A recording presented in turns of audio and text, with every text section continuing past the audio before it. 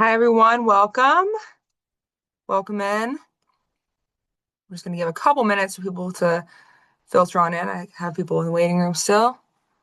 Well, happy Social Work Month, everyone. So excited to have folks on here for our NASW Michigan Student Ambassador Program mini panel on funding your social work degree and professional license. Very excited to be participating and helping facilitate this event today. Just as kind of an overview of what things will look like. I'm going to do a brief opener. I have a little social work trivia for y'all for Social Work Month. We'll transition into our two primary speakers for about 30 minutes each, and then I'll wrap up with some extra resources from NASW and updates on some things going on with us related to the topics for today. I am going to screen share. Want to give everybody a heads up. I made a beautiful Kahoot and then realized we don't have Pro. And so not this many people can participate. So I made a really basic PowerPoint. We're still going to do trivia. It's still going to be fun, but it's not as pretty as I usually would have made it. So just know that usually my standards are higher. But it's fun. It's still good information. What we're going to do is I'm going to screen share and I'm going to ask you a question, and everyone's going to use the chat feature to say A, B, C, or D on each of the answers. And then we'll go to the next slide and I'll show you what the actual answer is. So not as fun as Kahoot, but it'll still be good. So hope everyone's ready for this. Let's get into it. So this is just social work trivia, NASW trivia, really basic. We have 10 questions just to get us started for today for a little group activity. Hope y'all are awake with me. So the first question is, NASW was established in 1955 through the merger of how many organizations? A, 7, B, 5, C, 10, or D, 3? And go ahead and use that chat feature to say A, B, C, or D.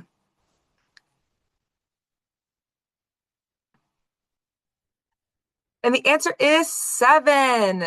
So the original merging of 7 different social work organizations was actually 7 of them. So no one got it, which means I'm glad that I included it because now we know a little bit of NASW history. The next question, what was the primary or original purpose of creating NASW? And I'll read this a little slow. So A, to unify fragmented social work organizations into one professional body. B, to regulate licensing exams nationwide. C, to replace state-level social work associations. Or D, to provide clinical supervision standards.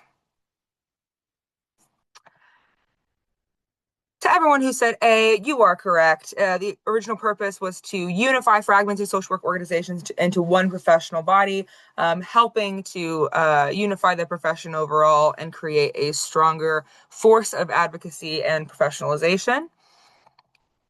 Next question. When was the NASW Code of Ethics first adopted? A, 1960, B, 1955, C, 1975, or D, 1985? So A, B, C, or D. What do we think? Code of Ethics.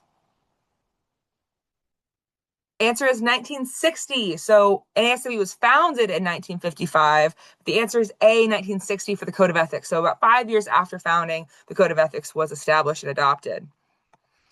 Next question. Which best describes NASW's role in licensure? So A, it sets national licensure laws. B, it advocates for licensure policy but does not issue licenses. C, it administers licensing exams.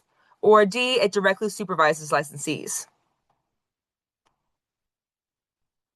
And y'all are correct. The answer is B. It advocates for licensure policy but does not issue licenses. This, I think, was a point of confusion for a little while, and we finally got to the point where we are finally establishing what NASW does versus the actual licensing board. So that's great. I love that y'all know that. And the next question, which level determines licensure? I don't know why it says N, but which level determines licensure? So federal government, state government, county government, or municipal or local government? Y'all got it. It's state. We know that. State by state determines licensure in each individual state. So that's why we have a Michigan licensing body, Laura, that handles our licensure. Okay. Why does NASW Michigan engage in advocacy? A, to directly provide therapy services. B, to influence laws and policies affecting social workers and clients. C, to replace state licensing board, or D, to manage insurance billing systems. 10 more seconds on that. And y'all got it. Pretty straightforward. The other answers were a little bit silly, but yes, we engage in advocacy to influence laws and policies affecting social workers and client communities. True or false? So write true or false in the chat. NASW Michigan endorses political candidates. And you can say T or F if that's easier. The answer is true. So through our PAC, our Michigan Political Action for Candidate election, MPACE, we actually do endorse political candidates, and we are open right now. Our 2026 endorsement form is actually active, and we are accepting endorsement requests from candidates across the entire state. So NASW National endorses federal candidates, NASW Michigan endorses statewide candidates, and oftentimes local candidates as well. And yes, we absolutely endorse political candidates. It is through our PAC specifically. So maybe that was a trick question for those of you who are thinking false. But this is great information for y'all to know. So whenever we do have our list of endorsed candidates, we will put that out publicly to members. And y'all can use that hopefully as a guide to think about who we're voting for this year. Okay, how many licensed social workers are there in Michigan? And these are a bunch of numbers all over the place. So A, 60,012. B, 33,904. C, 26,708. Or D, 16,435. Couple less answers on this one. People are thinking about it. The answer to this question is B, 33,904 licensed social workers in Michigan. Most up-to-date data we got. So that's a lot of social workers. That's pretty awesome. Similarly, similar question about how many social work students are there in Michigan? This is more of an about number. 7,800, 10,100, 5,200, and then the last answer I accidentally left on there from the last question, 16,435.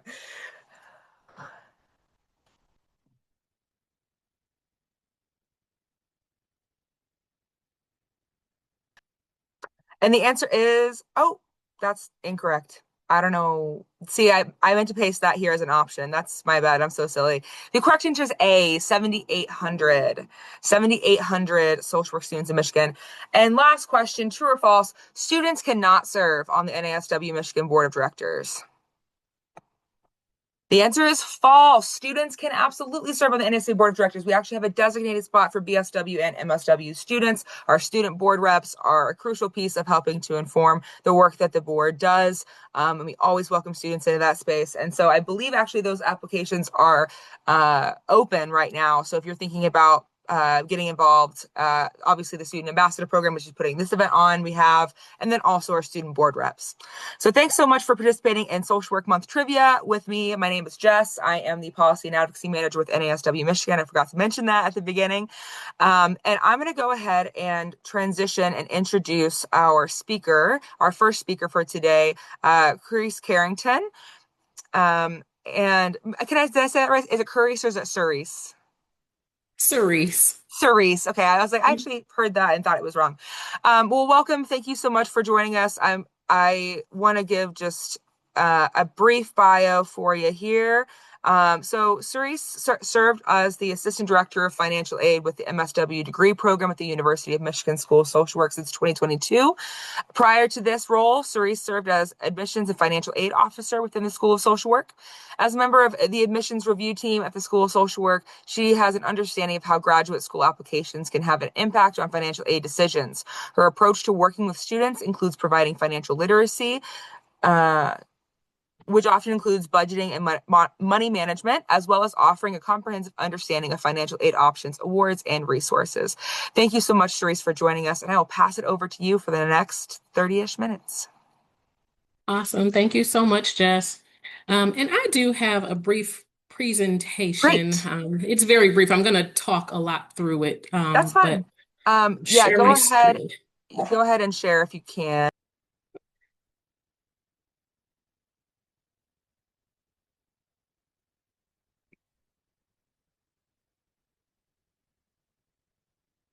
Sorry about that. Are you able to That's do it? okay. I think I should be able to now. My dog's going crazy today. Okay, can you all see my screen here? Yes, thank Okay, you. awesome, awesome. Well, again, thank you so much for having me this evening. So, as just mentioned, I am the Assistant Director of Financial Aid at the University of Michigan School of Social Work.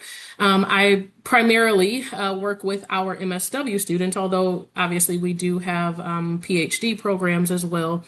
Um, just for reference, as it relates to my presentation this evening, I mentioned that my previous role within the school was that of an admissions counselor.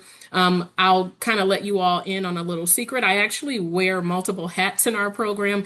I actually still serve as an admissions counselor. I actually am still a part of our admissions review team as well.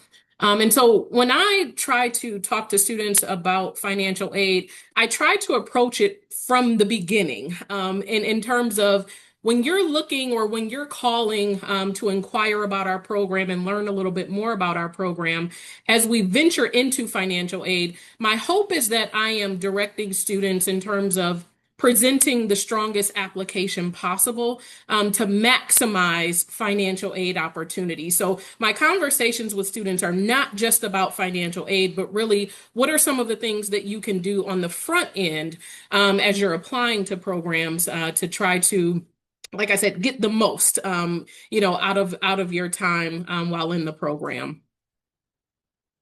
Let me see if I can. Yes, okay. So I just wanted to offer my contact information so anyone is welcome to email me with any questions you have, especially if it's just about general financial aid questions with any institution that you may be considering. So when we think about financial aid options for MSW programs, we're looking at a myriad of different things. So grants and scholarships, which can be both need and or merit based. We're looking at university or departmental fellowships, university or departmental assistantships, federal loans, federal work study, private loans, private grants and scholarships, as well as workforce funding. And I'm going to break down some of these things in just a moment as we go along. The one piece that I did not include in the slides here, but I thought about it as I was coming into the meeting. I realized that some of you on the call here may actually be working as of right now. So maybe you are working full time and going through your current program, maybe part time or full time for that matter. Some of you may not be in school at the moment and are considering coming back into an MSW program. But I do also want to include employer-based tuition reimbursement here. So I think that if you are attached to an organization, an employer, it doesn't hurt to ask questions about employer reimbursement opportunities. Sometimes it's based upon, kind of the institution that you're attending. Sometimes it's based upon the amount that you're offered being capped at a certain amount. I know a lot of institutions want to see good grades as they continue to offer you tuition reimbursement. So those are all kinds of questions that you can ask of your employer if you're considering maybe continuing to work while you're in your MSW program. I want to first just kind of think about where do we begin? And one of the things that I always encourage students to think about is to release the thoughts and the understanding that you have about financial aid, especially as it relates to what your situation was at the undergraduate level. And that's simply because funding at the graduate level looks very different. I know a lot of institutions here in the state of Michigan, for instance, are moving towards some form of a free tuition for certain groups of students, meeting a certain income threshold. But just know that a lot of those types of programs are not carried over into graduate level study. And so that's the same with any MSW program. And so just because you received an amazing funding package, through undergrad, does not mean that you would receive the same for a graduate level program. Oftentimes, graduate level programs in general are much more expensive. So you also have to take that into account. I'll offer that at the University of Michigan, we're considered what you call a standalone graduate program with the university, which means that all of the funding that we have to offer to students, and I'm specifically speaking of grants and scholarships, it is internal to the department. Which means that there are no institutional funds that are coming to our department to be offered to students. Everything is internal money, that the university has from our budget, private donors that our development office works so great with. But just thinking about that in terms of the resources sometimes are not as great when we think about individual graduate level programs as it was at the larger university level for undergraduate study. When we think about kind of approaching financial aid, as I mentioned, I try to work with students to start from the beginning. So I always encourage students to reach out to financial aid representatives of your respective institution prior to applying for admission. And that's simply because, again, as I mentioned, a lot of these institutions are evaluating financial aid, particularly grants and scholarships, based upon the application materials that you submit. And so it's in your best interest to know what are some of the things that they are looking for in order to maximize the amount of grants and scholarships ultimately that you're receiving. So some of the questions I just kind of pose here that you may wish to ask are the grants and scholarships that are offered need and or merit based? How do I apply for grants and scholarships? How are grants and scholarships awarded, or what is the evaluation process? Um, you know, I meet with a lot of students oftentimes that will say to me, excuse me, I had a 4.0 GPA coming from undergrad, so I just would have thought that I would have received a little bit more in scholarship funding. And while I love to hear that, that you were able to maintain amazing grades through undergrad. The reality is that graduate level funding and the evaluation of graduate level funding is based so much more on other factors than just your GPA. So it may be one component of grant and scholarship awarding, but it's not the end all be all. So you definitely want to make sure what are the components that play into how you evaluate for grants and scholarships. How much is typically awarded to students? I get that question a lot. It's kind of difficult to sometimes answer that question because the situation may be different. Some students may qualify for need-based aid, other students may not. Some students may qualify for merit-based funding, other students may not. So it does look very different student by student. Are the available grants and scholarships different for online versus on-campus students? There are a lot of institutions presently that are moving into the online space. And so as you're kind of thinking about a lot of those options, you want to ask the question, what does financial aid look like across both of those programs that you're considering?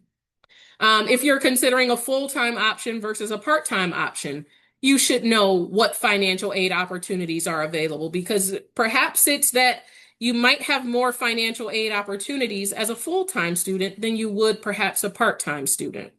So you want to factor that in terms of weighing your decision. Does the institution offer fellowships or assistantships? Sometimes we think of fellowships as just another form of grant or scholarship. Sometimes fellowships are kind of noted as quote unquote jobs at your prospective institution. For instance, at the University of Michigan, we don't offer traditional fellowships, but we do offer assistantship positions. And so a lot of students think of these as like teaching assistant positions, is what I think most institutions refer to them as. But do you offer teaching assistantships? Do you offer graduate student instructor, graduate student research assistant positions? The reason I mention these things in the context of financial aid is simply because a lot of institutions will offer tuition benefits if you receive one of these positions. Again, at the University of Michigan, for students that receive one of these positions, you usually will receive a full tuition waiver health insurance coverage, and a monthly stipend in the semesters that you hold those positions. So again, you want to know what are the benefits of such positions because not every institution will offer the same benefits for these types of positions. How do students apply for these positions? Again, particularly in the University of Michigan, we do not offer these positions typically in the School of Social Work, but our students are able to apply for them in other departments across campus. And while I can't advise students on, the application process and what that looks like for another department, I can speak from a historical context to offer that we've had a number of students apply and receive these positions, say, in our psychology department on campus. And so I have a little bit of working knowledge as it relates to their application process and what that ultimately looks like. You also want to ask, how do these awards impact other financial aid that you may receive? Again, sometimes these types of positions you're applying for outside of all of the other grants and scholarships that you're receiving from your institution. And so if you receive one of these positions, how, if at all, does it impact other financial aid that you may be receiving? I think I should have stated this in the beginning. Obviously, you want to ask the question about cost. That should kind of be your number one question as it relates to financial aid. Like, what is this program going to cost me? I always, again, encourage students to be financially realistic is the wording that I tend to use when it relates to costs. There are some institutions that are quite expensive, other institutions not so much. And from a financial perspective, you have to make the individual decision as to what is the best option for you, and especially what is the best option for you long term. We may get into this a little bit further in the webinar, but again, one of the concerns that I tend to hear from a lot of students is that I'm going into the field of social work where I'm not going to make a lot of money. And so I'm not able to justify having thousands of dollars in student loans. I will also add, I should have stated this in the beginning. Again, I'm an alum of our MSW program here at the University of Michigan, so I am a social worker. I have been through the journey of lower paying jobs and jobs that pay fairly well. And so I also try my best in some of these conversations with students to dispel that myth, if you will. No, I understand that social work is not necessarily a high paying field. We're not doctors, although I would beg to differ that in some situations we are a lot more valuable, I guess, sometimes to clients than maybe folks of other professions, just kind of given the situation. But I think it is all about how you kind of market yourself, how you kind of set yourself up as early as you can to kind of make the money that you can so that you can realize the cost benefit of an MSW program that perhaps may be a little bit more expensive. But again, I always encourage students to think about the cost in terms of realistically, what is feasible for you? What can I actually afford? One of the resources, particularly that we offer within our program, helping students to figure out budget. We realize we work with a lot of first generation college students, for instance, who may not have experienced financial aid previously. Maybe, parents or family members handled everything for you. But when we think about, gaining access to a significant amount of money for the first time in your life, how do you manage that? And so we're more than happy to work with students. And I think that most institutions would be able to work with you to sit down and help you figure out, like, what is it exactly that I need to support my costs while in this particular program? So kind of as I mentioned, another thing to consider would be living expenses. So if you are planning on attending an institution that's away from your home, if you're planning on attending an institution out of state, you generally have to factor in other expenses outside of just tuition. Where are you going to live? How am I going to pay my utilities? Do I need access to a vehicle to get from point A to point B? So all of these other expenses can also be factored into financial aid. So when we think about grants and scholarships, when we think about loans, all of those things can be utilized to cover all of these other expenses, such as your living and cost of living. Excuse me. One of the things I encourage students to think about, especially if you are, kind of moving to attend an institution, is there graduate level housing available on campus? And if so, do they offer resident advisor positions or RA positions? Oftentimes, those positions can help you cover housing costs while you're in your program. As we think about federal aid, and I know that some of my colleagues here are going to be talking a little bit about this as we move a little bit forward, but I'm sure many of you have been made aware of some of the changes to student loans and just kind of federal borrowing, particularly for graduate students. But, I think that a lot of these policies impact even students at the undergraduate level. But from a federal perspective, we're referring to loans and work study. Um, I recognize this can be, kind of a touchy subject for some folks. As I mentioned, I meet with a lot of students who, just report that they're not interested in taking out loans. Some students will even report that they have an inability to access loans. So, perhaps thinking that, you don't meet credit requirements or things like that. So I want to just have a brief conversation about what this looks like and maybe dispel some of those myths that students may have. So in order to be eligible for federal aid, students typically are required to complete the free application for federal student aid, otherwise known as the FAFSA. The one tidbit that I will offer to you regarding the FAFSA is that as a graduate student, you are considered an independent student. So, unlike many of us going through an undergraduate program where we were considered a dependent student, meaning that when we filled out the FAFSA, we needed information from our parents. So, we needed their income information. The FAFSA application needed access to their tax information. But at the graduate level, all of the information is coming from you and you alone. There is no information included in the FAFSA at the graduate level that requires your parents or family members' information. And so for that reason, most students are eligible for federal aid. At least I'll say the loan that's available. The one loan that remains available to graduate students starting July 1st, so that would typically be effective for most folks starting in fall of 2026, would be the direct unsubsidized loan in the amount of $20,500 per academic year. This is for full-time status students.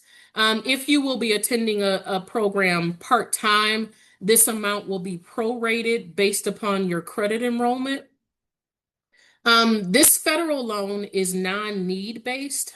So again, speaking to a lot of students that tell me, I wasn't eligible for financial aid at the undergraduate level, so I didn't even bother to apply for graduate school because they just assumed it would be the same case. And again, as I mentioned, that's farther from the truth from the standpoint that as a graduate student, again, you're considered an independent student. So it is very likely that you may be eligible for financial aid, unlike undergraduate programs. So again, the unsubsidized loan is a non-need based loan, which means that generally every student who completes a FAFSA will be awarded this unsubsidized loan. Okay. Federal work study, for those of you that are not familiar, it's another federal award that is need-based. So based upon the information in your FAFSA, you may or may not qualify for work study. Work study is not a loan, so you never have to pay it back. But it's one of those things I refer to as you either use it or you lose it. So work study allows for you to find a part-time job on your campus and work that job through the entirety of your MSW study. So it's basically like having an outside part-time job. So if you went and got a part-time job at Starbucks or something, it would be the same concept. The only difference is that with work study, you generally are capped at a certain amount. And so I'm just going to use the example. Let's just say that your work study award is $3,000 for the semester or the term. And the job that you have applied for and receive pays $10 an hour. That generally means you've got 300 hours that you can work for the entirety of the semester. And between you and your employer, your class schedule, your field schedule, you identify essentially what your work hours will be. And for most institutions, I think that you usually get paid like on a biweekly basis. And so you get paid for the amount of hours that you worked for that time period. The money then comes directly to you as the student, so it is usually not applied to your student account. And for that reason, this is not funding that will go towards your tuition costs. If your intention is to utilize work study funds to go towards your tuition, you usually have to then take that money and then make a payment to your institution. I encourage a lot of students to think about work study as those living expenses that you may have. So as you may work 20 hours a week, and let's just say you get a $400 paycheck, you're taking that paycheck and putting it towards your rent costs, or you're putting it towards putting gas in your car or paying your cell phone bill. So all of those other living expenses that you tend to have on a month by month basis.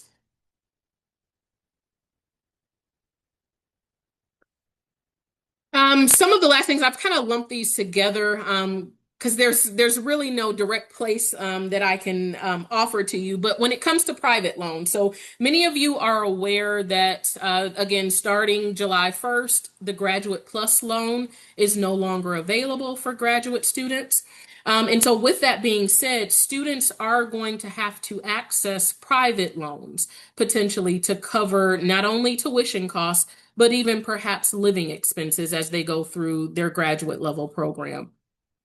Private loans can come from a variety of entities, so it's not necessarily just visiting a bank or a credit union, but there are private education loan companies. And again, this is not to highlight particular ones, but some of you may have heard of like Sally Mae, Discover, a few others. So again, it's not to highlight any ones in particular. But with private loans, you as the student, unfortunately at this point, you have to do a little bit of research as it relates to what are the private loans that are in my best interest? What are the private loans that I'm even eligible for? These private companies set their own terms, they set their own eligibility criteria, they set their own repayment, kind of options for students. And so it's important for you to do a little bit of exploration with these companies to find out, what's the best option for you. I usually would just direct students to your prospective institution's financial aid website. I think most institutions these days will have a link or information to getting started with private loans. I'll offer to you with the University of Michigan, if you're just interested in browsing and taking a look, we do have an entire web page with the university's Office of Financial Aid where you can begin exploring private loans. Private grants and scholarships. Many students are again interested in this as, I refer to grants and scholarships as the free money. And so while graduate level private grants and scholarships are a little bit more difficult to find, perhaps, they are in fact out there. I do encourage students to think about exploring various nonprofit organizations. And just to throw out a few, for instance, like you might consider like the Boys and Girls Club, Boy Scouts, Girl Scouts of America, some of these more, kind of social service-based organizations that may perhaps offer private scholarships to graduate students. Think about mental health organizations. So it really is just browsing websites. You can do a Google search. Private scholarships for MSW level students. You are more than welcome to, on the School of Social Work website for the University of Michigan, we do have an entire web page dedicated to these external and private grants and scholarships. So again, everyone can access them. So it's just a starting place for students. By no means is it exhaustive. So definitely do your own research with them. But you gotta kind of make it work for you, if you will, and understanding the criteria that's an option for these scholarships, understanding the timelines, the deadlines for all of them, because usually these are not going to be affiliated with your prospective institution or university. And then the last thing that I will just touch upon, and I think just maybe covering a little bit about this in her portion of the presentation, but we think about workforce funding. So Title IV-E funding, which offers financial aid support for students who are interested in child welfare related work. Many of the institutions across the state of Michigan, at least, offer these types of programs.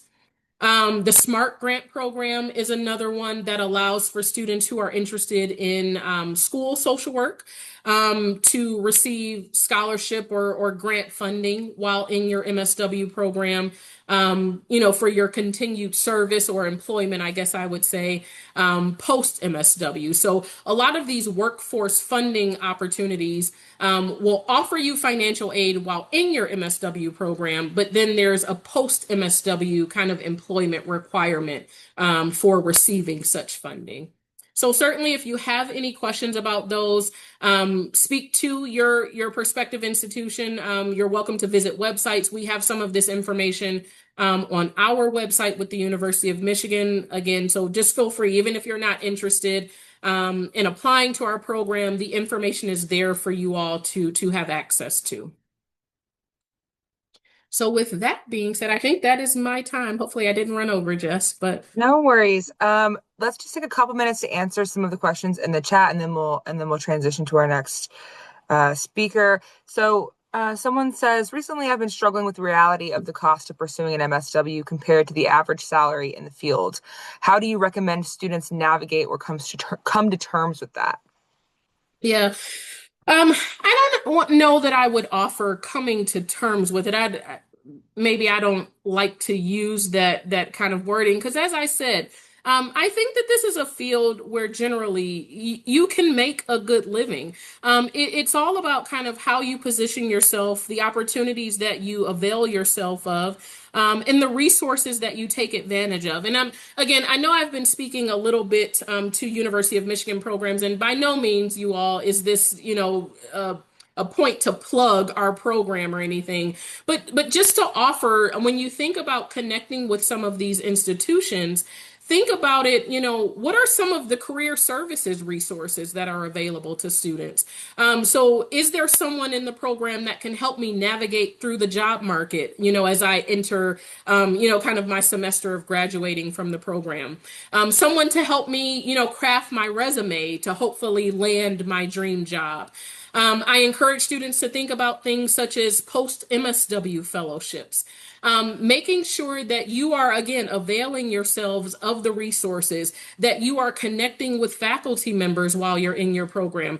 I think many of us would agree with sometimes it's not about what you know, sometimes it's about who you know. And so as you're making connections and building relationships with folks, hopefully the knowledge base, and the intelligence and all of that and the experience that you carry along with you will speak for itself. But sometimes it's about, people placing you in the right position ultimately. So taking advantage of some of those resources, I ultimately think can help maybe lessen some of the worry that students have. But like I said, trust me, I understand that sentiment. Going through this process myself, I certainly understand, but I just encourage you to have these conversations with your prospective institution. How can I, get past this ultimately? What are some of the things that your institution can offer me to help me get past this, if you will? So. Absolutely. Thank you so much for that answer, Therese. Someone asked, hi, I was wondering if any of the internships for the MSW program at U of M are paid internships. Good question. We have very few that are paid. And I will also offer, I know that there are a couple of institutions across the country that are now moving towards offering, covering the tuition costs for field placement or the internship. Some of them are moving towards offering, a paid kind of stipend for your internship time. Unfortunately, University of Michigan has not gotten there. I would like to think, that we are moving in that direction to hopefully one day be able to offer that. But that's another reality of your program that I do hear from students very often, having to maneuver through an unpaid placement while also engaging in classes full time. It doesn't allow for a lot of wiggle room to work to be able to support myself. And so those are also factors that you have to consider. But again, these are questions that you can ask each respective institution because some might offer more paid placements than other. Okay, thank you. Let's see. Someone's asking if they should request the graduate plus loan amount for all of summer, fall, and winter at once before July 1st, or apply to request each semester, especially with the new changes. Great question. And the answer is that you cannot do that, Right. unfortunately. So you can only apply for a graduate plus loan one semester at a time, and actually you're capped at the amount that you can borrow. And so it's up to your total cost of attendance. And so realistically, like if you wanted to kind of max out the amount of grad plus loans and say hang on to some of that money to apply to future semesters, you could absolutely do that, but you wouldn't be able to apply now for spring, summer, and fall in future semesters. You have to apply kind of on a semester by semester basis. But what I will offer to you, so undergraduate students are not eligible for a graduate plus loan unless you are in undergrad as an independent student. But if your situation is such where you are eligible right now for, say, a graduate plus loan, we are being told, I think that the final kind of wording on this will come out. I heard around April the 1st, that there's kind of like a grandfather clause. So if you are currently accessing a graduate plus loan, graduate plus loans will remain available to you through the entirety of your MSW degree program. Thank you. Two more questions, and then we'll transition. So someone was wondering if someone received the Go Blue funding in the undergraduate degree, how does that translate to the graduate program, or what kind of qualification is needed there? Absolutely. So yes, the University of Michigan, all three campuses do offer the Go Blue guarantee at the undergraduate level.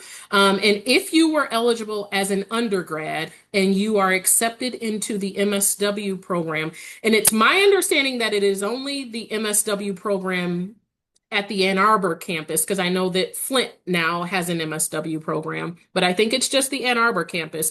You will remain eligible for that Go Blue guarantee within the MSW program. So your tuition will be completely covered as well as your living expenses. So up to the total cost of attendance. But you have to be eligible for that as an undergrad. Got it. Got it. And last question. So this is about income-based repayment plans. Wondering if that has been something you've seen MSW grads take advantage of. Absolutely. That's another thing, another kind of service that my office can provide to students. We actually facilitate a student loan and student loan repayment, student loan forgiveness and student loan repayment, excuse me, webinar at the end of every semester for graduating students to help them better understand what that process looks like. Obviously, we're not a loan servicing company, so we can't go into the weeds about your individual loan situation. But yes, I have seen students go through the income-based repayment plans. I myself, when I went through the program, was under an income-based repayment plan. I also will offer, I like to use myself a lot of times as an example. I went through this program. I had student loan debt. I left the program and got it. I graduated from the program rather. I got a job. It didn't pay very well, but ultimately I was able to kind of work my way up, so to speak, in terms of I making a fairly decent living. And through that time, I've been able to do things. Purchase a home, have a family, pay off my student loans with some of these income-based repayment options. I was able to go through public service loan forgiveness. So some of these things are real. Like I don't want you all to think that, they're not an option for students. They do take a little bit of time. I will offer that. But just being a breathing example of someone who has gone through that process. And I do know other students that have gone through our program that have been able to successfully opt into some of these repayment plans. Okay, great. And now we're going to go ahead and transition. We're a little bit over time, but I'm not too worried about it. Next, I'd love to welcome Dominique Smith. So Dominique is a doctoral social work candidate at Capella University, completing her degree this year, limited license master social worker and clinical director of Sacred Hope Wellness. With over 10 years of experience in social work, she specializes in behavioral and clinical social work for high acuity youth and families experiencing trauma and serious emotional disturbance in residential, inpatient, and crisis care settings. Named NASW Michigan's 2023 MSW Student of the Year while at Madonna University, Dominique has dedicated her career to creating healing spaces where structure, accountability, and hope coexist for individuals facing complex mental health challenges. She holds a BSW from Eastern Michigan University and an MSW from Madonna University and is completing her Doctor of Social Work degree from Capella to advance practice, leadership, and trauma-informed systems change in behavioral health. As a mental health therapist, mentor, and keynote speaker, Dominique supports emerging social workers in navigating career development, preventing burnout, and stepping into leadership with both competence and compassion. Her work and research centers on advancing trauma-responsive care for youth and families and organizational wellness while empowering the next generation of social work professionals. Welcome, Dominique, and I'll have you take it away. Thank you so much. That was a mouthful. You did an amazing job summing that up. I am going to, Sharice she touched on almost everything. So I am not going to be repetitive at all. I'm going to share some practical strategies about funding your license while navigating your education and all the other things that we carry as we navigate the field. So I'm just going to go right in with that. I definitely want to start we kind of touched on this a good bit as we were talking about funding in different programs, but being aware of how it can affect us and has affected us all. I'm sure we all been carrying just the conversations about questioning whether social work is considered a professional degree, right? Those conversations have been all over social media. I've been in some and I've sat out others, right? Because at some point it can get a bit overwhelming. But the truth of the matter is we can't control every decision, right, that's being made about our profession. But what we can control, that's where we are most empowered. And so that's why today I want to share just some strategies on piggybacking off of how to go about planning with those strategies for funding your education, scholarships, finding those, as well as licensing, because I believe we talk about our license at the end, but it's a part of a financial piece of our journey that comes in phases, right? So it's something we should better yet prepare at the beginning as early as we can. Um, so as I shift, let's see.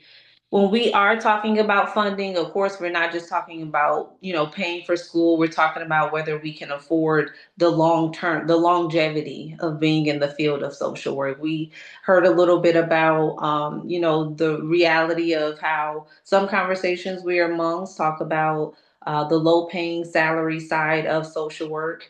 And then there is, simultaneously the side in which you can make very decent salaries. And so overall, I think that we count ourselves out, and that's where I want to start with the barriers to accessing some of those scholarships and some of those resources that Sharice was talking about.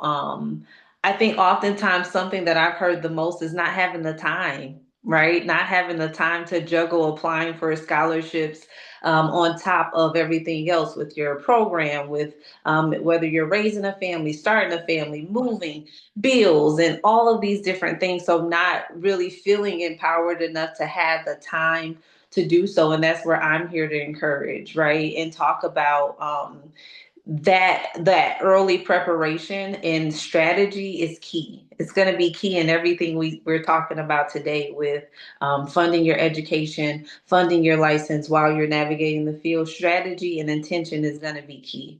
I often also hear about not having the guidance, right? How to position yourself for these opportunities. And again, Sharice did an amazing job there.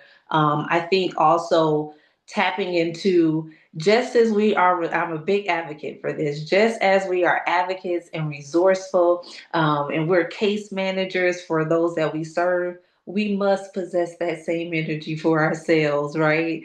As social workers, as helping professionals. And so, if the guidance on how to apply for the resources, how to find the scholarships, how to make the calls and get connected with the right people, it's positioning yourself in such a way where you feel empowered to take on the help, to ask the questions, to build the village, right? And not navigate this field alone. That's one of the biggest barriers that I tend to see and I experienced early on in my BSW journey is I had to truly learn how to build and make myself available to help, to a village, to better navigate the field and position myself for success.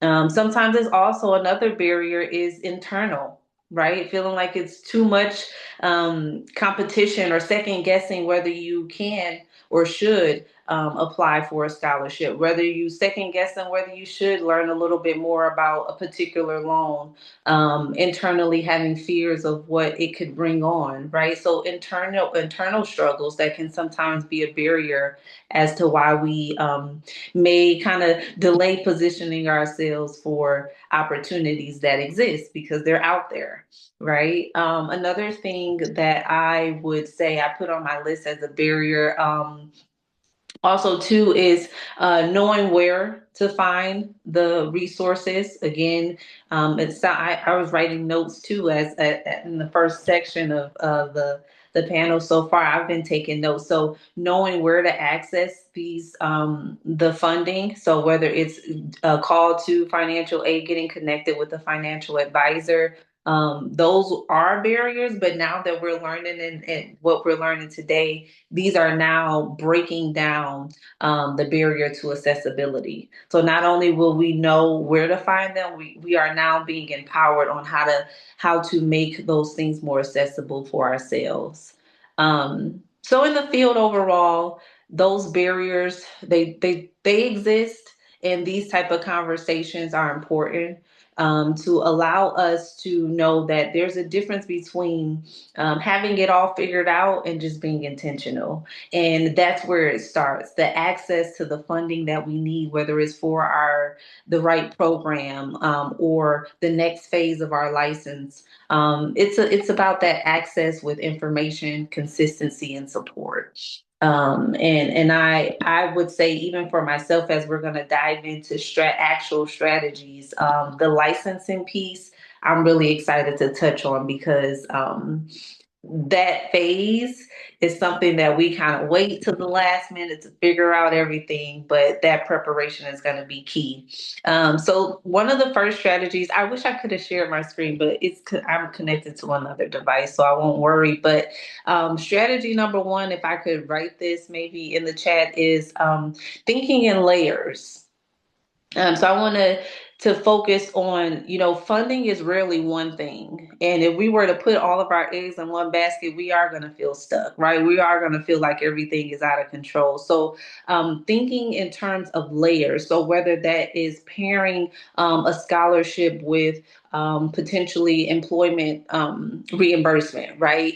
Asking your employer about tuition reimbursement, or hey, do you all cover license renewals or license exam fees, right? And so pairing the different resources in layers so that it feels as though there is more than one basket of support, right? Where it feels like, okay, not only do I have the program tuition covered and some support there, now once I finish with my hours, I can also get the support with being reimbursed or totally covered up front for my license.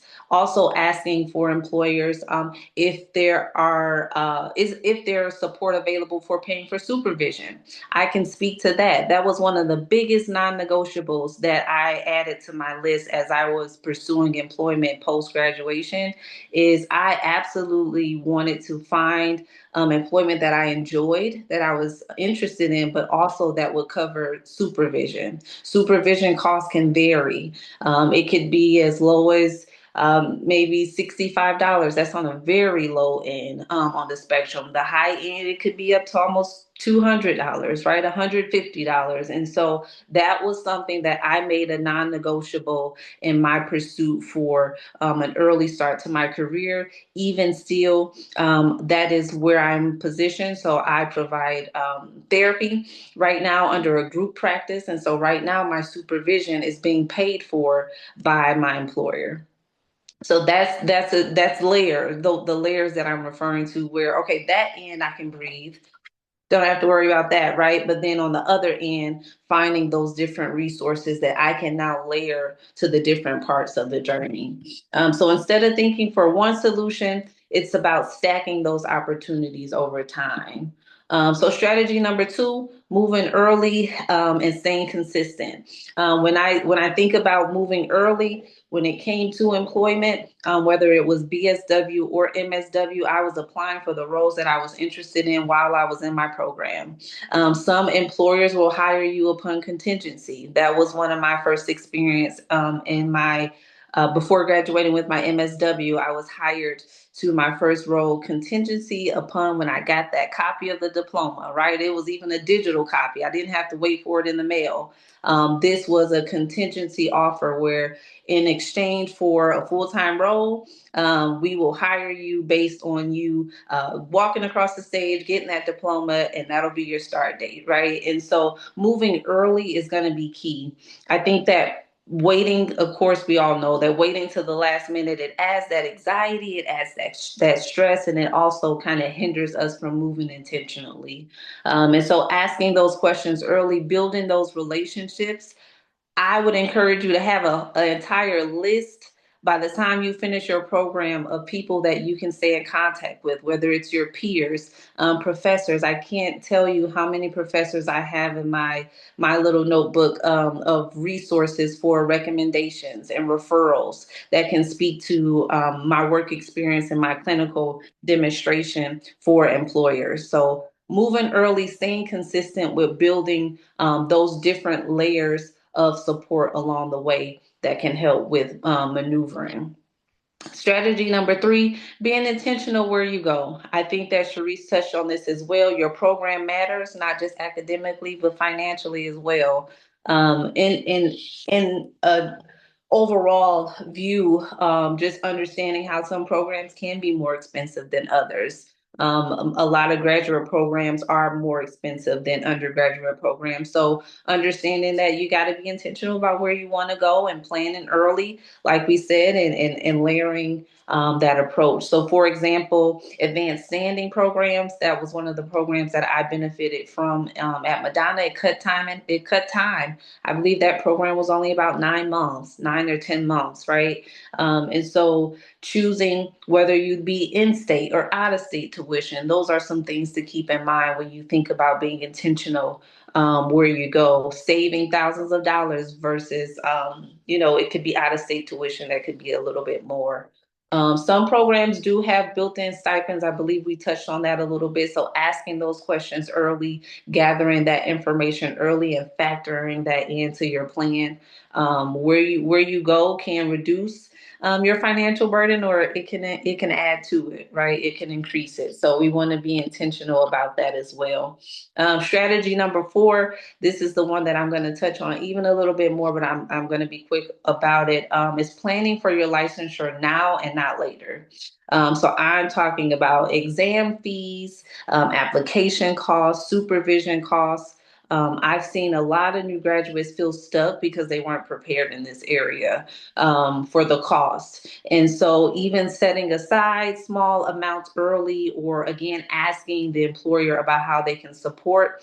There are many employers today who will support with supervision in terms of either reimbursing you for supervision, paying for it directly, meaning taking some portion of your supervision costs out of your pay, or even having a team of fully licensed social workers who are providing that supervision. And granted, that's something to consider, because oftentimes that's a conversation, right? If you want to have your supervisor who's supervising your clinical hours be within the organization you work in, just in case, if you'd like to have more of a safe space to talk about some of the workplace issues, you may want to have an external supervisor. But again, those fees are some things to keep in mind. What is the cost of an external supervisor versus the cost of having a supervisor in-house, where my employer will cover the fee? So don't let licensure become a barrier after you've already done the hard work of graduating, right?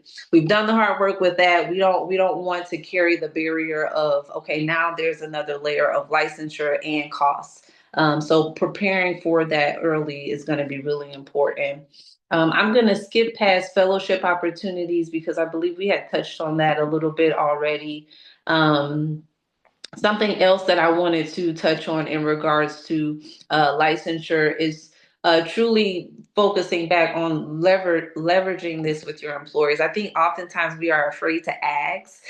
So asking for this and even negotiating this as a part of what you'd like to have in an offer letter or offer package when it comes to an employer, asking these things, even asking, hey, in replace of this floating holiday, I'd be interested in having support with having my license reimbursed, or having the licensure costs covered. So having those conversations and being confident when it comes to leveraging that support from your employers. We're going into the field of, either community mental health, clinical, whether it's micro work, but we're going into these settings. And so they're aware of the fact that we need our clinical hours. And so being able to negotiate that and have those confident conversations is going to be key. Um, what else here? Because I'm almost like going through my notes to skip over some things because I don't want to be repetitive in regards to what we've already shared. So when we think about supervision, again, it can be expensive, but just comparing to, there are also opportunities in which some people have more than one supervisor that can get a bit of being organized, of course, tracking your hours, but it's possible. Say, for instance, if that is something that can help reduce the cost, where you have two supervisors, one is in-house and it's about, $30 out of your pay versus another one is free. It can double up on hours. So being strategic about that, right? That's a way in which you can be very strategic when it comes to licensing. But waiting till the last minute to find a supervisor and not being aware of the cost is going to be costly, right? Something I'd say too is stay connected to the NASW site and Lara, being familiar with what you need. I do believe that to apply for your license now, it's still about, I want to say $47 is what I paid 3 years ago, but $47 to do the application. And you are still going to need some documentation, but it is something that is so valuable to the journey if it is something that you desire to do. A lot of people I know also want to go into macro and they don't really see the need for licensure, but just even being aware of the opportunities that it can bring in the process ahead of time is going to be key. And let's see. So your professional associations and network. Network. These are some of the practical things that I share to help social work students who have those burdens and barriers of navigate in the field. So networking, like I said, having a list of support from your professors who can truly speak to your work, your clinical demonstration and competence. Also, that can be of aid of referencing for employers. That's going to be really important, as well as scholarships. So some of the scholarships would like recommendations and or essays and different things like that. And so having a list of network connections as well as your peers is going to be very key to help the journey feel less stressful. I can't tell you enough how much of a stress reducer it is when we're thinking about funding our degrees and funding license and internships and all these different things. To have that layer of support, it's so important, and it is a anxiety and stress reducer. But we gotta build, we gotta have those conversations, and we gotta put ourselves out there. I think that too is another barrier that I see a lot with social work students. It's kind of the fear, right? Learning to build that confidence to network and create a village, build a village with not only other social workers, but social work leaders, having mentors, surrounding ourselves with a village so that these, overwhelming topics that we're talking about won't cause us to feel so drowned and burdened that we aren't able to thrive as much in our path. And so a few more things, and then I'm just about done because, again, I don't want to be repetitive at all. Let's see. Let me go here. 1 second. Okay. Okay, I'll go here. Just sharing some insight, and then I'll kind of close. So, one thing I've learned is that, of course, we can't wait till we feel fully prepared to pursue the opportunity. So, they're not looking for perfection. It is more so about allowing yourself to be positioned for growth, for accessibility to funding, for accessibility to support, and oftentimes taking action before you feel truly ready. Sometimes we can talk ourselves out of signing up for a scholarship, or sometimes we can talk ourselves out of having that a part of the package for onboarding a new role. We can onboard the new role and say, man, I wish that I would have asked about XYZ. And so just initially and intentionally being in a position to know that you don't have to have it all figured out. Help is available and the information is there. We just have to know where to find it and who to be connected to. But you don't have to have everything figured out. You just need to move forward with intention and knowing that you're supported. And so part of why I shared in a nutshell what I did share is so that you don't have to figure it out the hard way, and allow the journey to overwhelm you in a sense of just being burdened by the fact that, hey, I've done the hard part, I've gotten the degree, but now I'm burdened by everything else. And so allowing ourselves to be partakers of what is available to us for the resources of our education and license. So I just wanted to touch on that piece again. There were a lot of other things I had, but I didn't want it to be repetitive at all. You all can connect with me on LinkedIn. I have a very heavy presence on LinkedIn, as well as TikTok. If you all like to follow me, I'm Dominique Smith on everything. And yeah, that's all that I have. Anybody have any questions? That was awesome. Thank you so much for all that information. Yeah. Yeah, I get it. Like, sometimes it's like there's only so much to know, so I understand having to kind of go through and edit, but that was a great full presentation. I loved your strategies. I did put those in the chat for people as you were speaking so that people could follow along. Looks like we have one question from someone about maybe what you're going to say about fellowships. So even though we did talk about it a little bit, if you wanted to just briefly kind of recap what you were going to say about fellowships. It seems like Yes. there's some interest there. Absolutely. I can certainly touch on that really quick. Fellowship opportunities I was going to share are available at almost every level. And I wanted to highlight it because overall, when I was thinking about it, it is something I wish that we talked about a little bit more, and just emphasizing that at almost every level. So, say, for instance, There were, I want to say, Sharice touched on opportunity, work study opportunities. There are opportunities at more of like a graduate level where you can teach in exchange for having you're having education funded stipends, different things like that can be a part of opportunities in which is available to us at every level, whether it's bachelor's, master's, or doctoral level. Those are some opportunities that you can seek out. It's just you got to kind of ask and position yourself to learn more about it at your particular university, but they are available. So that's what I was going to share, is that a lot of times people don't know that your degree can be funded. They just don't know how. And those are some of the ways in which they can be at every level. Well, I have a question for you, just give people a little bit of time to filter in. I know that a lot of your work, focuses on holistic wellness and like self-compassion and that kind of thing. So I just would, any words of wisdom you have for people who may be going through the mental stress of trying to meet the financial need associated with degree programs, licensure, any of that? Any strategies for self-care?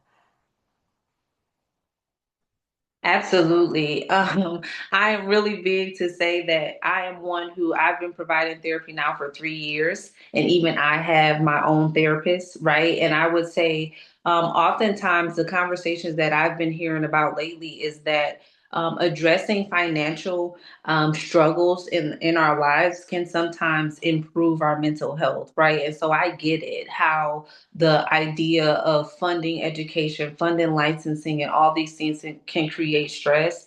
I go back to my original point. I encourage you all to start to practice being your own social worker. Right? Hmm. The social worker that we are to everyone else, we're the listening ear, we're the Hmm. resourceful one, we're the advocate, but start to practice being that for ourselves as helping professionals. It's truly a challenge, right? And so I would say in the realm of things is that when we are thinking about these different things in self-care, be self compassionate for self, right? Be empowered for, bring all of that energy that we do for others, bring it all back to self. And allow yourself the opportunity to give yourself grace and the opportunity to have a release for the stress that can come about for all of these topics that we're talking about and all of the things that we do in the field. We need stress relief. We need safe spaces too. And I would say be the best social worker you can be to yourself first. That's like my little nugget. I love that so much. Thank you so much, Dominique, for that awesome presentation.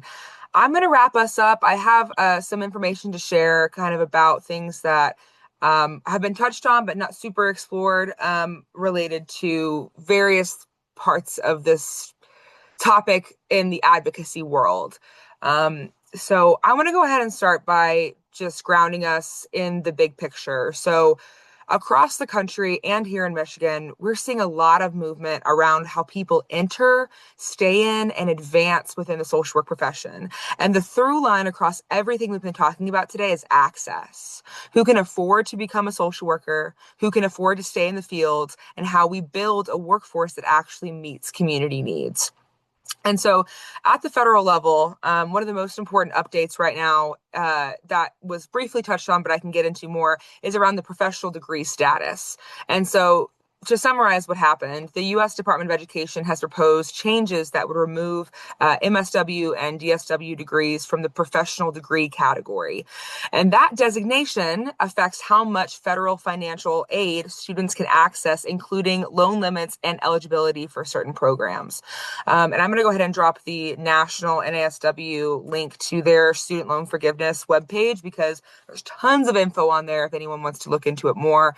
And they always are posting updates about things they're working on related to student aid, not just around this, but other things too. But circling back, so if this change from the Department of Ed goes through and is finalized, social work students could face significantly lower borrowing caps, making it harder to pursue or complete an MSW. And for many roles, especially clinical, an MSW is required for licensure and independent practice. And I think the department's reasoning, or they're kind of using this narrow definition of entry into the profession that doesn't reflect how social work actually functions in practice.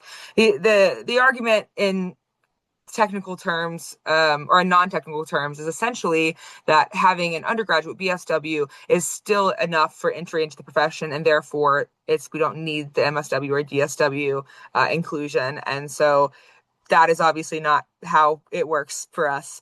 And so NASW at the state level, most of our states, and also strongly at the national level, has been actively pushing back on this. So our national organization submitted formal comments in response to the RISE proposed rule, arguing that social work should remain classified as a professional degree and that the tiered standard repayment plan should qualify for public service loan forgiveness. And so this public comment period ended on March 2nd. It closed. But in the meantime, in NASW, we also included a petition attached to our public comment that was signed by nearly 30,000 social workers. And so we're now in that waiting period to see whether the public comment process will influence that final rule. We've done everything we can, and I'm really proud of our advocacy and anyone who participated in that. And the bottom line is that it's not just about student loans. It's about whether we're creating new financial barriers at a time when we already have major workforce shortages. Now, shifting to the state level, Michigan is taking a different approach. We've been leading at the state level in NASW a strong push to modernize our licensing system in ways that reduce barriers while still maintaining those competency standards. And this is happening through a currently proposed 3-bill package focused on expanding opportunities for social work licensure. And in my role as policy and advocacy manager, this is what I talk about all day. I talk about all the things related to our priority bills. And, this one is definitely a big part of it. So I'm going to drop in the chat the 3 bill numbers, a link to our voter voice homepage, which has more information about it, and the expand opportunities for licensure one pager that I created. And so the first component of this 3-bill package is the social worker scholarship program. So this would create scholarships of up to $1,000 to help repeat test takers cover the cost of the licensure exam. Not just the exam itself, which is upwards of $230, maybe $260 now. But not only the exam itself, but also prep courses and preparation materials, because if you didn't pass the first time, who's to say you're going to pass the second time without actually, engaging in those preparation courses or learning materials. Other related expenses that can be covered through the scholarship include maybe transportation or childcare, which we also advocated to be included, because it's not just about taking the test, it's about the life impacts of having to take that test. And so this will directly address, hopefully, the financial barriers that can keep people stuck in the licensure process and not able to move forward because of that exam. The second bill in this package is the practice-driven pathway to licensure. And so this will allow the department to waive the licensing exam requirement for applicants who previously attempted but did not pass if they complete an additional 2,000 supervised post-degree hours. So right now, under a limited license, you have to have 4,000 in order to then qualify and test into the master MSW.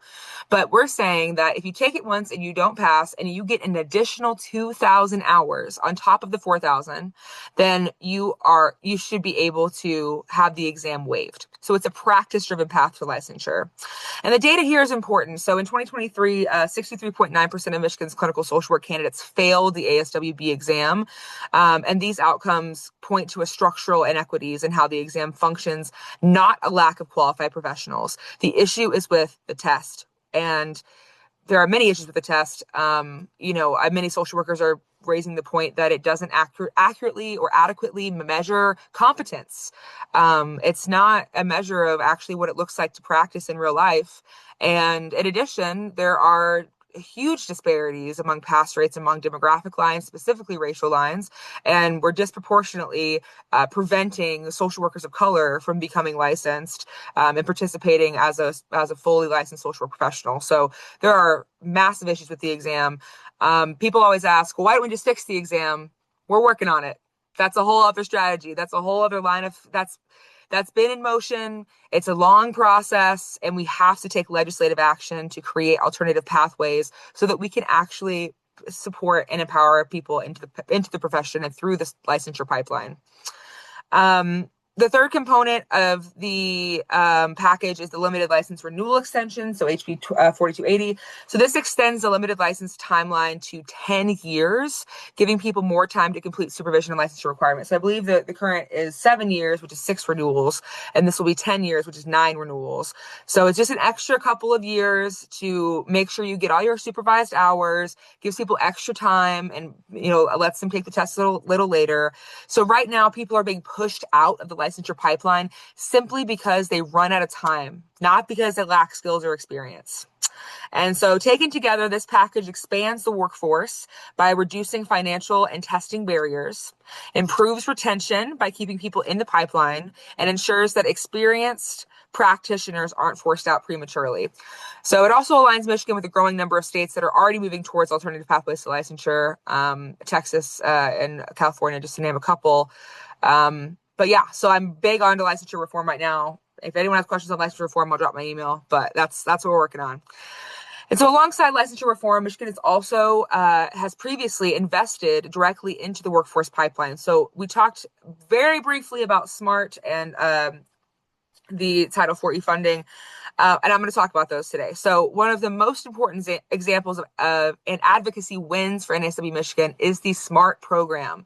SMART stands for Student Mental Health Apprenticeship, Retention, and Training, funded through the Section 31FF of the State School Aid Act. So it provides field placements and paid field placements and stipends for graduate students in school-based behavioral health roles. And in many cases, students can earn around $15,000 a year while completing their practicum, addressing the long-standing issue of unpaid internships. So it is school-based. It is for school social work. So students are placed in higher need schools, and many commit to working in those settings after graduation, helping to address those workforce shortages afterwards. And at its core, SMART both reduces financial barriers to education and builds a pipeline into those high need school settings. And it also is a direct result of advocacy, including students pushing for paid placement. So shout out to all of our students who have been pushing for that for years. Another key opportunity is the Title 4E funding, specifically focused on strengthening the child welfare workforce. So Michigan's program provides significant financial support, often between $5,000 and $15,000 per semester, in exchange for a commitment to work in child welfare after graduation.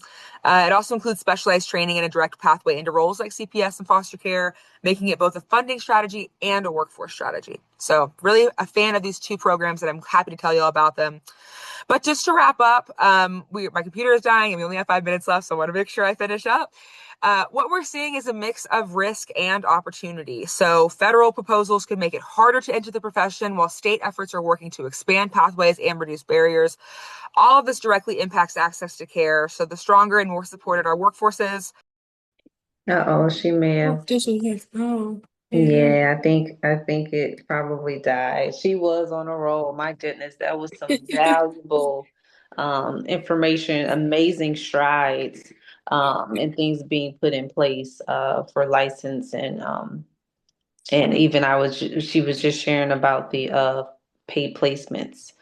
Nice. Uh-oh, but yeah, I think her computer may have died. Yeah. Let's see, maybe we'll give it a second, see if she's able to come back on. Someone says she was cooking. She was. My goodness. I was trying to type in the chat, but she was going so fast. I was like, oh, this is good. So yeah, I guess we give it a couple more minutes, see if she'll hop back on, and then if not, I'm not sure. Listen, this I'm is just what we do as social workers. We pay it forward, but we gather around amongst each other to create, that empowerment, through being resourceful for one another and for ourselves. So I'm sorry, it's Sharice. Am I saying it correctly? Cherie. Sharice. Okay. Sorry. Yep. No worries at all.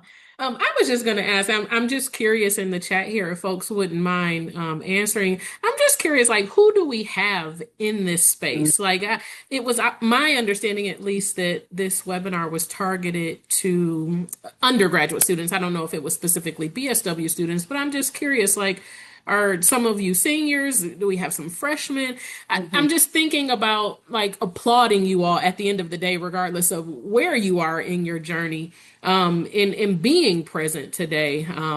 Because again, I can tell you how often I meet with students who don't bother to have these conversations. And I understand, for some folks, you don't know what you don't know. But I always like to applaud students who are getting an early start on some of these things to kind of learn these little, lessons. And, it's one of these, and it almost sounds like, Dominique, I'm sitting here listening to you like, thank you for your presentation because you've helped me even just as a professional, even as I'm talking to students in my day-to-day work. And it's like, I wish I had somebody like you when I was going through my program. So, I try to be that for students. So, Absolutely. Same. Congratulations in advance to all the graduating students this okay. upcoming May. That's so Yeah. exciting. Look like there's some VSW grads coming in May, some Awesome. MSW.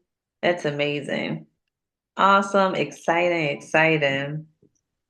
We have someone who is accepted to U of M, she shares. Awesome. Nice. Sorry, Junior. sorry about that, everyone. Thank y'all for picking up for me Oh, whenever no I got worries. cut off there. Apparently, my computer was dying Small talk. quicker than I thought. But I was completely wrapped up. So I'm gonna go ahead and drop my email in the chat in case anyone wants to talk policy or social work licensure reform. But any final thoughts before we close out, either Cerise or Dominique? No, we were just commending everybody for even gathering. These are the spaces that we need. You were cooking before you left. That's what everybody was saying in the chat. We were so excited to hear what you were sharing. We could just hear that advocacy in your voice, and Mm, what you were sharing. Yeah. And it just fires us up. And we need to be in spaces where not only do we learn, but we also get like our fire renewed, that we yeah. can be empowered to keep going. And so thank you for this opportunity. I will continue to be in touch. And I just encourage everybody getting back to, academic advisors. So getting connected with your academic advisors at your school, getting connected with financial advisors, the financial aid department, and just really allowing yourself to be amongst a crowd that will continue to empower you along the way because we all need. Mhm. Right. So those are Yes. those are my final thoughts. I thank you all for the opportunity and to tune in and for tuning in. Thanks, y'all. Appreciate it so much. I'm just giving a little mini round of applause for our speakers today. Y'all were fantastic, and yeah, this was super helpful to me just to learn about all the things going on, to be a resource for students, and hopefully useful to our students as well. Have a great evening, everyone. Bye bye.